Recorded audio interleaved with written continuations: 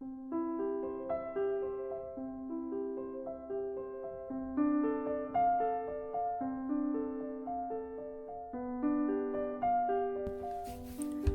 everybody, this is the Thinking Read podcast. I am Tom Vieira. In the last episode, we looked at a background to skepticism. Can we know anything? How can we know anything? In this episode, we take up Michel de Montaigne's view on this, his own position on skepticism, which he takes up in his apology for Raymond Sebond. I'll also take up some final thoughts on Montaigne, and I'm going to offer some reasons why I don't think we can go the way of Pyrrhonian skepticism. I don't think it works. So I hope you enjoy this episode. And if you want to find more episodes, please go to the Thinking Read podcast on Spotify, Apple Podcasts, and YouTube. Don't forget to subscribe. And thanks so much. I hope you enjoy this.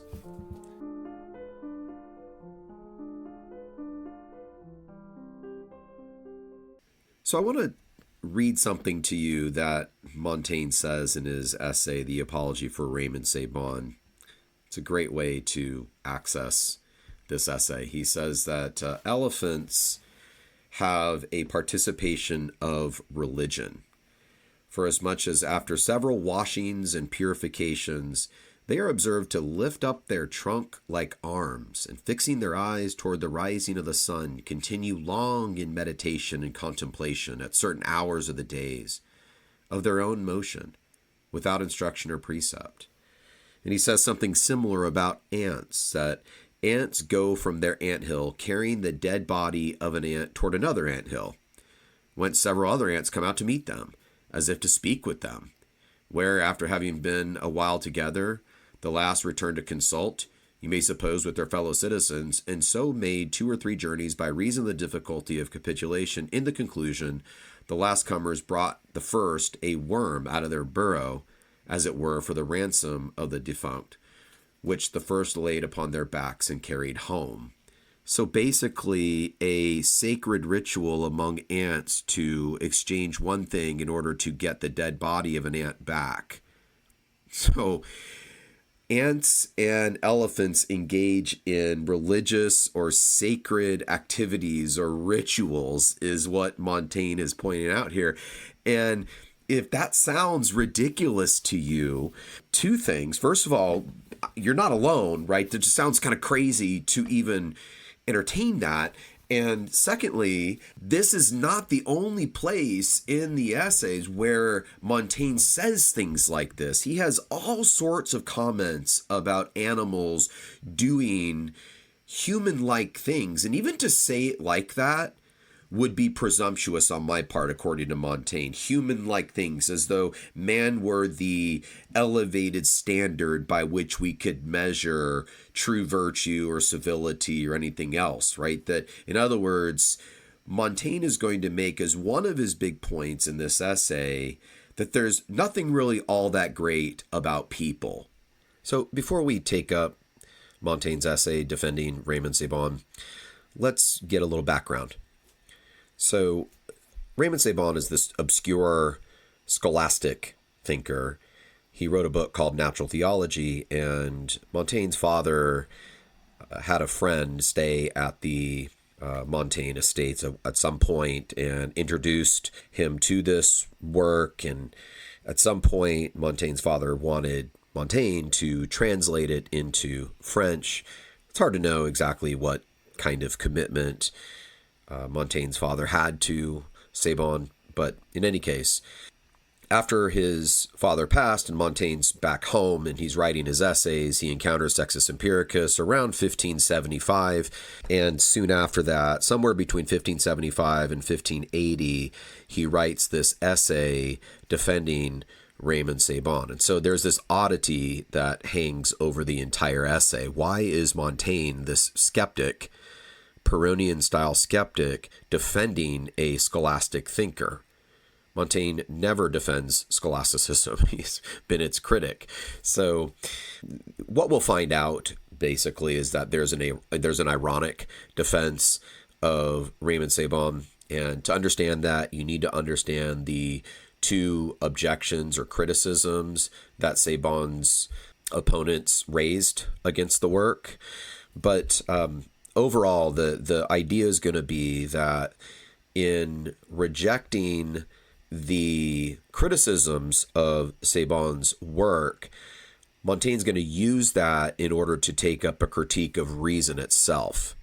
And so it turns out to be a defense of Pyrrhonian skepticism by the end. I mean, Montaigne hardly talks about Raymond Sebond anywhere in the entire essay. Okay? I mean, the guy never comes up. But he goes at length about things like worshiping elephants and ants performing sacred rituals, right? And dogs. I mean, it's just he doesn't, at some point you start to wonder if he's ever going to stop. He just rambles on and on in his critique of reason. Okay. And other things. So what are the objections that were raised against Raymond Sebond's work? The first one is basically that he's relying too heavily on reason, which you would think Montaigne would agree with, right? But apparently the criticism is that Sebond is trying to rely only on reason.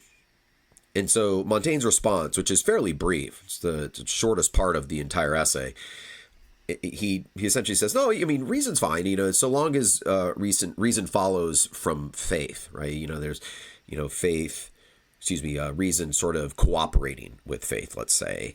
And so this part of the essay, I couldn't help but think of the early church theologian Tertullian. He once asked, what does Jerusalem have to do with Athens, and Athens, Jerusalem? In other words, what does faith have to do with philosophy or reason? That's sort of implied in many ways throughout the entire essay, but it comes out pretty clearly early on that in Montaigne's mind, an easy response to this objection is simply to say, the idea is not to rely entirely on reason, because that would be a bad thing. And Montaigne's going to go on to show that.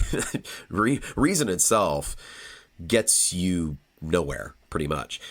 But if we're using reason in some kind of collaboration with the teachings of the church, dogmas, etc., there's nothing wrong with that. Okay, and so he kind of washes his hands clean of that objection. Then he moves on to the second objection, which takes up pretty much the rest of the essay. Not necessarily him taking up this objection in any kind of close attention, but using this objection, which is basically that Sebond's arguments themselves are not sound. And so that for Montaigne is like open season for a skeptic, because to make that argument, you're basically assuming some rationalist, let's say, or what Montaigne would call a dogmatic view of reason. That reason, if you use it properly, can get you somewhere. Okay, for example, the traditional scholastic view is that grace or the church or faith completes nature. And so you can get a fair ways with Aristotle, for example, right? Aquinas would have said that. Not for Montaigne.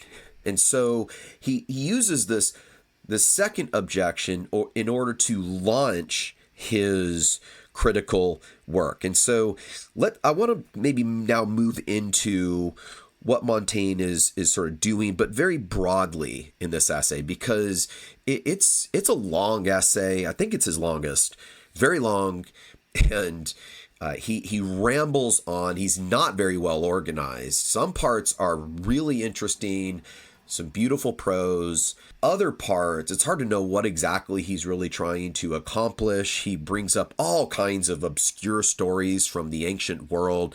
He's got dozens and dozens of references to classical authors.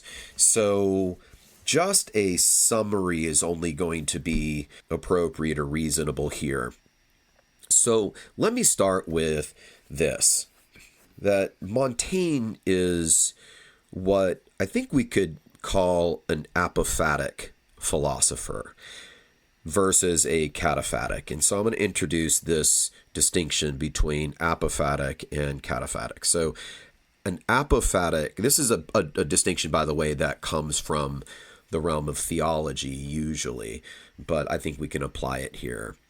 Apophatic philosophy or apophatic theology is theology that stresses what God is not, versus cataphatic, which is going to stress what God is. So cataphatic is affirmative, right? You are defending some assertion, okay? And you're achieving, let's call it affirmative or positive knowledge, where apophatic is to stress what we can't know.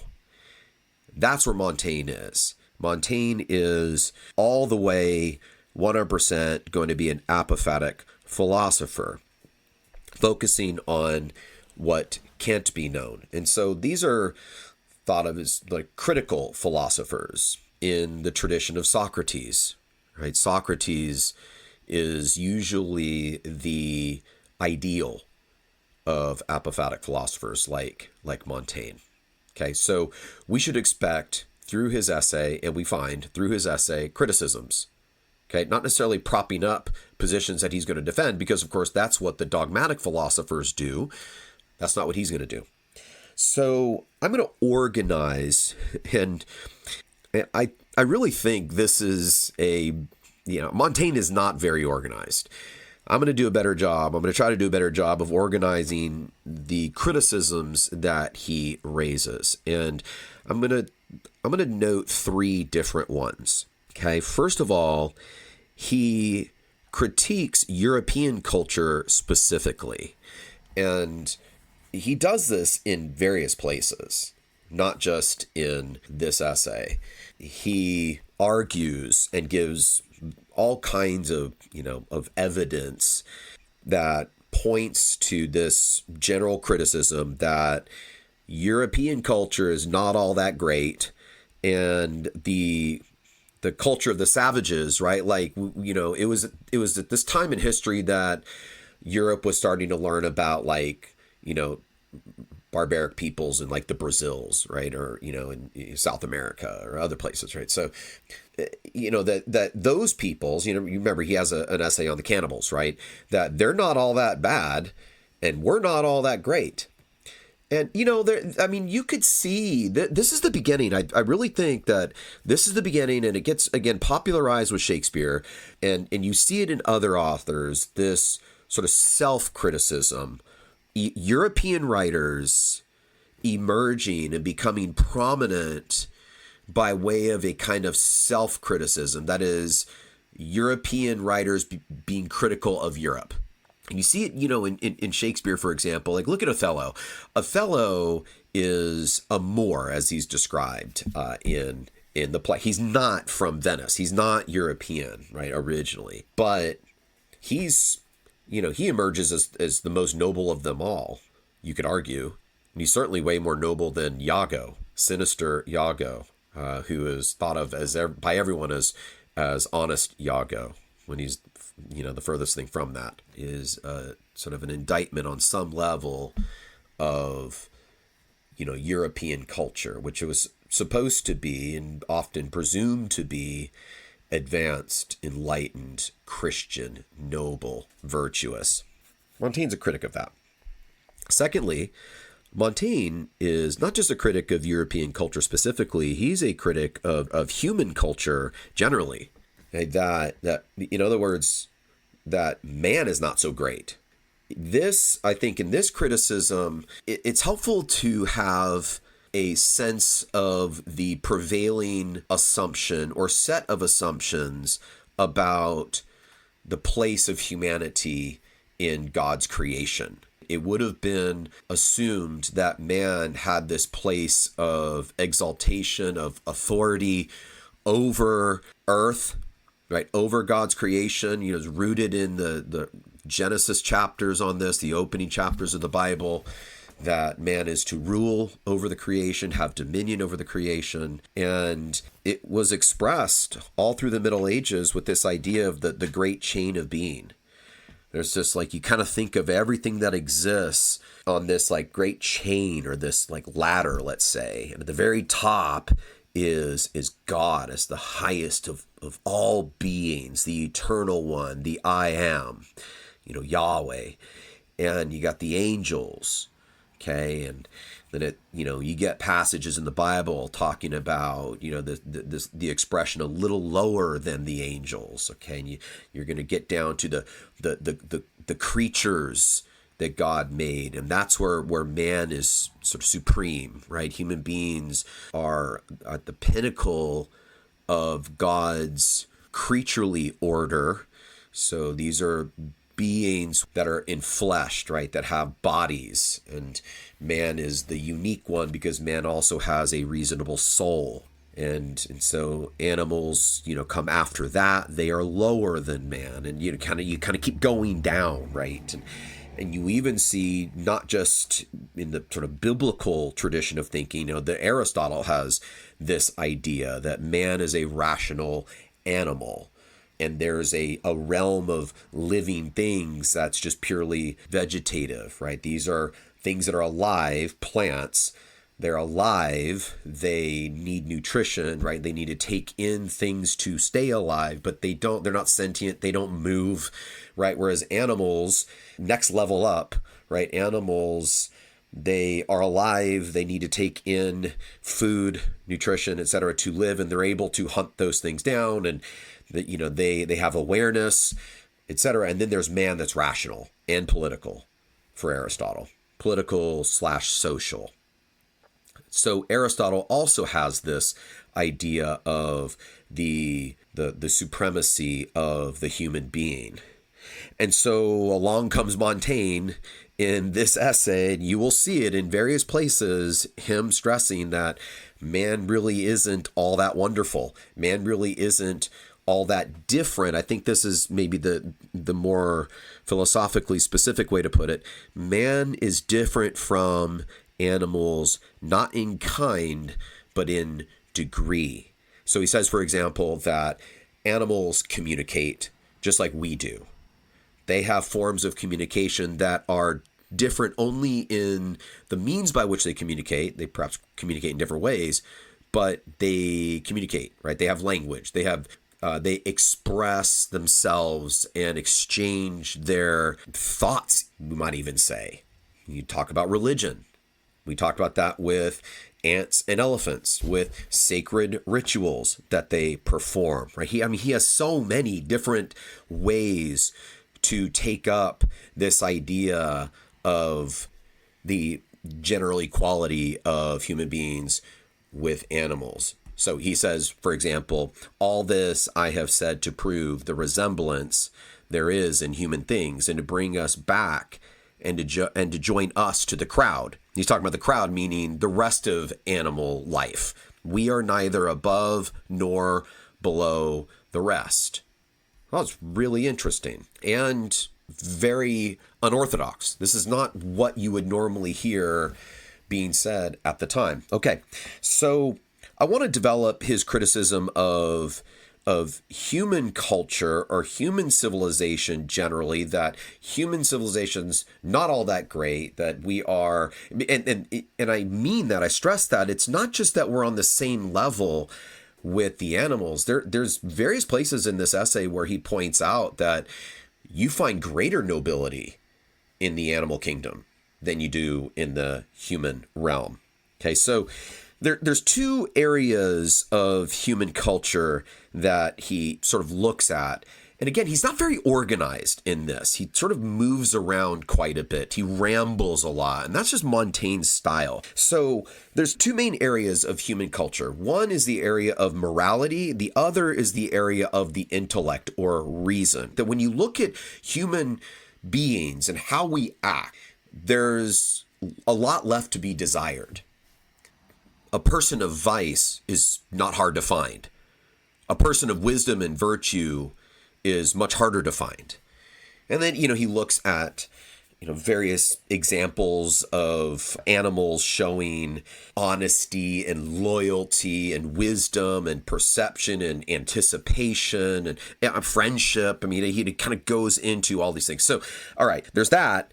And then there's the realm of reason. And this criticism has more to do with presumption, the word presumption, than anything else. For Montaigne, the problem of man's use of reason is not necessarily the exercise of it, the fact that we have rationality and that we're able to. He doesn't deny that, and he doesn't reject the use of reason in principle. He rejects the way in which we use it. We are much more presumptuous than we are honest. We rush to conclusions rather than search things out. So what I'd like to do from here, now that we have kind of a general sense of the main areas of criticism, I want to look at the barrage of points that Montaigne raises in this essay. There are a number of points that he raises. And then after that, what I'm going to do is conclude with what I have to say about Montaigne, because I have several things that I want to get to. But some, just an introduction to some of Montaigne's points. One point is that intellectuals are not happier. Artisans and laborers are wiser and happier. Intellectuals and academics, they are the troublemakers, he will argue. Communication, it's no different between human beings and animals. Communication is not different in kind, but only in degree. He'll also say that there's no knowing God by reason. We have all sorts of different ideas about God, and he has this whole list of different philosophers and their different theories or ideas about God. And he ends up bringing up when Paul goes to Athens, and he finds this, I don't know, what is it, an idol, something dedicated to the unknown God. And he says, yeah, that's the closest, right? There's that apophatic philosophy that we're talking about. It's that which we can't know rather than that which we can. Religion is something we share with the animals. Faith always precedes reason. The quest for knowledge has been in vain. It's not just, what do I know? That's Montaigne's great saying, right? But Montaigne is implicitly saying throughout this essay, what do we know? What have we really gained? Nothing. Present circumstances, he argues, it always upsets the Pyrrhonist balance. This is the interesting contribution I think he makes to Pyrrhonian epistemology, because the Pyrrhonians, they say that their skill is this balancing. We talked about this before, the previous episode, that the skill is for any claim, they can balance the reasons for with the reasons against. But Montaigne says present circumstances can thwart that. So, like, for example, let's say I'm considering the belief in God. And in a Pyrrhonian, think I'm a Pyrrhonian, I'm kind of considering, should I believe in God or not? And I can sort of muster arguments for and against belief in God. But present circumstances are always going to tip the balance. Let's say I'm dealing with a bad diagnosis, right? Or let's say I am experiencing the full euphoria of falling in love or something, right? Our present state of mind, our emotional state is going to affect our take on that question. In the former, got a bad diagnosis or, going through something really, really hard, that present situation is going to dispose me to not believe in God. The state of euphoric romantic love is going to dispose me to believe in God. And so he has some interesting things to say about that. All right, so another point he makes is that we should always follow our natural inclinations and follow common customs. And this is Pyrrhonian philosophy 101. The idea here is basically to seek peace, which they call ataraxia. That's tranquility, it's sometimes translated as. And this is the part of Pyrrhonian philosophy that a lot of times gets compared to Buddhist or Indian philosophies about peace, tranquility, stillness, these sorts of ideas, which there seem to be an overlap. I'm not really interested in going into any of those points. What I want to do is take up a few minutes to talk about what I have to say about Montaigne, if you'll bear with me. So, first, skepticism historically is attractive when dogmatism overreaches. So we can think of dogmatism, the typical traditional schools of thought, Platonism, the Peripatetics, that's Aristotle, right? Stoics, etc. These are the cataphatic philosophers. They're trying to prove something. They think we can know something. They think we can have affirmative knowledge about the world or about ourselves or about how to live. And what happens is when, dogmatism or dogmatic thought reaches a point where there's too many claims that are expected to be taken on faith, rather than on evidence, you get this appeal to skepticism. It becomes, attractive at that point. But look, I just have to think we've got to return to faith at some point. And I don't mean faith in the religious sense. I mean faith in the philosophical sense.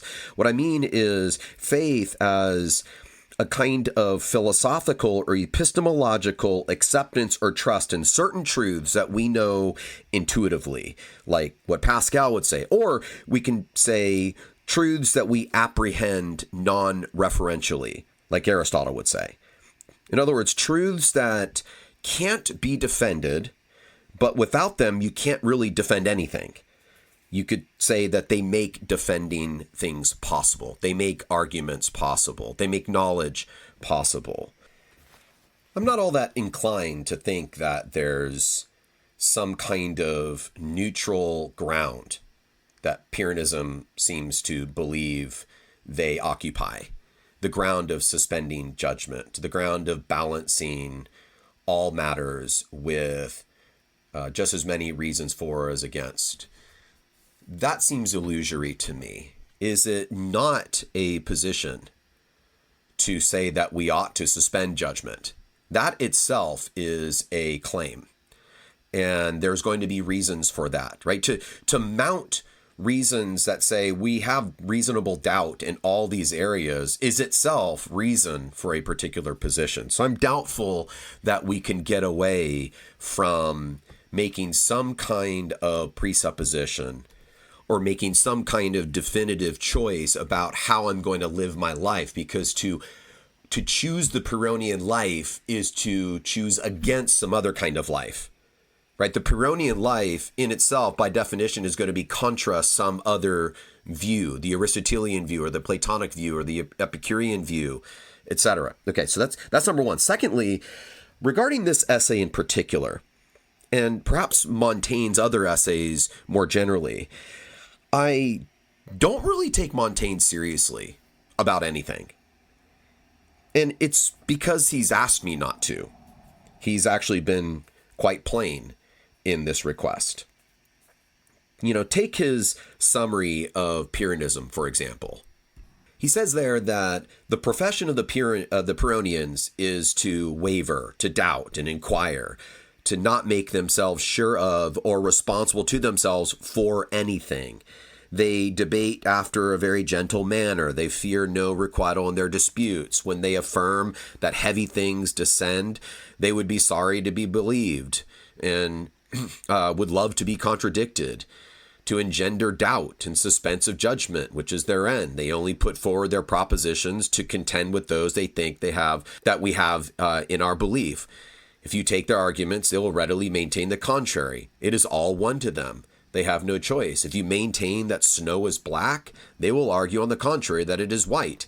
If you say that is neither one nor the other, they will maintain that it is both. If you hold of certain judgment that you know nothing, they will maintain that you do. So how else are we supposed to understand Montaigne except to be saying here that we shouldn't take him seriously? That's one of, I think, the most important and most prevalent problems in the scholarship on Montaigne, is that I too often find philosophers thinking Montaigne's being serious, or that we should sort of take him to be putting down his actual thought on things like culture. We've just went over his points, right? That European culture is really not all that great. The culture of non-European peoples, not all that bad. How committed is he to that? How committed is he to the idea that there's no knowing God by reason, or that religion is shared with the animals? How committed is he to the fact that elephants practice religious ceremonies like the ants do? I don't take him seriously there, because I think he's asked us not to take him seriously. Because the moment we do, as a good Pyrrhonian, he will say, well, let me give you arguments to the contrary of that. So how am I supposed to understand him when that's his epistemology? If Pyrrhonianism is correct, if it's what Sextus Empiricus says it is, then philosophy can be nothing but an extended and abstract irony, or perhaps a tragedy. All people by nature desire to know, as Aristotle says, and all people by nature can't know. That's not appealing to me. Thirdly, I think Nietzsche gets something right about Pyrrhonian skepticism in his genealogy of morals. He calls the Pyrrhonians, I think he's referring to Sextus Empiricus if I'm not mistaken, but in any case, he calls the Pyrrhonians shy little blunderers. They're always driving their doubt because they're too afraid to enter life and take risks. I love this. we may say that, Montaigne was understandably skeptical. Okay, I get that. There's this loud clash of conflicting opinions in his day, opinions in religion, opinions in philosophy and in science. And there's a kind of wild and untamed dogmatism, and everyone thinks they're right and everyone's sort of certain about this. And so all you can have when that's going on is conflict and war and stress and it's all the things that oppose ataraxia or tranquility. And so he leaves public life. He's like, I don't want any of that, right? And he's trying to pursue peace and tranquility. All the evidence that we have seems to suggest he never found it, okay? And so we might say that the tranquil and uncommitted life of the Pyrrhonian, we might get that's attractive to somebody like Montaigne in his own time. But a soldier running from the battle is also understandable. You might die, but it's also just as cowardly. Life demands struggle. It demands getting in the game. It demands taking sides. As Pascal said, you must wager. So I can't see how the Pyrrhonian position is a coherent position, is a sustainable position. I leave Montaigne having thoroughly enjoyed reading his essays. They're wild, they're entertaining, they're very interesting, they're thought-provoking. But I tend to think that the assumptions that we would have to make in order to accept Pyrrhonism, and again, they're making claims which lead to a life of suspending judgment in pursuit of ataraxia. They are making claims. And it seems to me that it would take just as much of an intellectual act of trust for me to go there as it would for me to intellectually presuppose or epistemologically presuppose that there's such a thing as space and time and causality and consciousness and life and morality.